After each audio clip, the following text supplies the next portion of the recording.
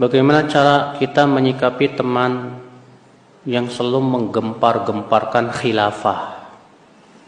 Tanya ke dia, emang para nabi dulu tujuan dakwahnya khilafah ya? Nabi Nuh 950 tahun berdakwah dapat khilafah enggak? Apakah Nabi ada enggak dalam Al-Quran dan hadis? Allah menyebutkan bahwa para rasul ketika dakwah tegakkan khilafah. Enggak ada. Yang ada dalam Al-Quran sudah saya sebutkan kemarin dalam surat An-Nur ayat 55. Wa khilafah itu janji Allah bagi suatu negeri yang mentauhidkan Allah dan menjauhi apa? Kesyirikan. Jadi itu hadiah dari Allah, janji yang siapapun yang melakukan syaratnya akan terpenuhi. Ya. Maka khilafah bukan tujuan dakwah kita. Rasulullah SAW ketika berdakwah di kota Mekah, apa pernah kita dapat riwayat Rasulullah SAW yang selalu digempar-gemborkan tegakkan khilafah, tegakkan khilafah? Tidak ada. Bahkan ketika Rasulullah hijrah kota Madinah, apakah yang pertama kali menegakkan khilafah atau bangun masjid? Bangun masjid dulu. Ya akhi, ya. Banyak orang gulu berlebihan dalam masalah khilafah itu. Ya. Jangan khilafah jadikan tujuan dalam dakwah. Tujuan dalam dakwah itu mengikuti dakwah para nabi dan rasul. Apa itu? Tauhid. Supaya mereka manusia mentauhidkan Allah, menjauhkan apa? Kesyirikan. Dan ini memang jalannya terjal sekali, Pak. Berdakwah kepada tauhid itu berat sekali. Kenapa? Karena kita harus menghadapi orang-orang yang doyan kesyirikan. Dari sebagian kaum muslimin maupun di luar Islam. Ya. Karena orang yang mendakwahkan kepada tauhid, konsekuensinya apa? Berlepas diri dari semua yang disembah selain Allah. Berlepas diri dari setiap yang menyembah selain Allah. Tentu banyak orang akan marah dengan ini, Pak. Iblis pun akan marah, bala tentara iblis pun akan marah.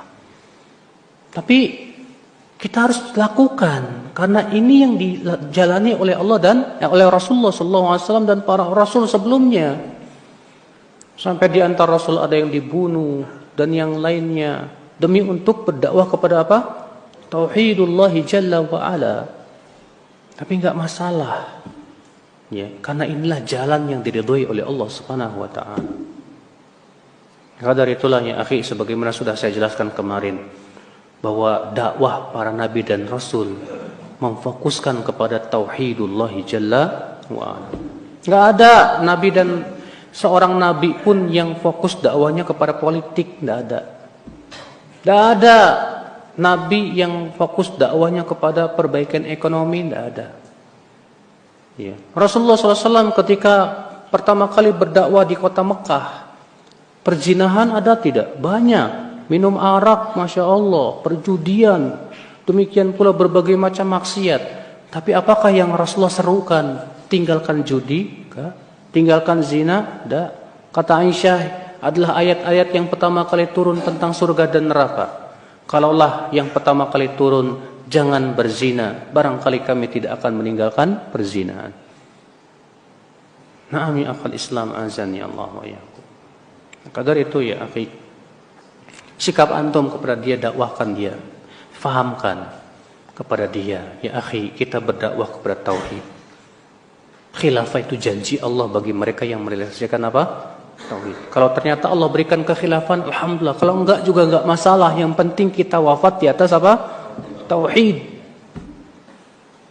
Memang ya, menegakkan kepemimpinan seorang muslim wajib. Ya. Tapi yang namanya kewajiban sesuai dengan kemampuan. Tapi dalam metode dakwah yang harus kita dahulukan yang paling penting dulu, apa itu? Tauhid. Kita berpikir bagaimana manusia wafat di atas tauhid. Ini mereka yang berdakwah kepada khilafah sampai detik ini enggak pernah berhasil, Pak. Bahkan dari pendirinya dulu Taqiyuddin An-Nabhani itu yang di Syam, apa berhasil mereka menegakkan khilafah? Enggak juga. Di semua negeri mereka menegakkan khilafah enggak juga. Sementara kesyirikan terus merajalela. kebid'ahan terus, ya menggeliat, kemaksiatan luar biasa. Tidak mungkin ya akhi. Kita harus dakwahkan manusia kepada tauhidullah jalla wa ala. Allah tidak akan merubah suatu kaum sampai mereka merubah dirinya sendiri. Berarti perubahan itu harus dari dirinya sendiri dulu.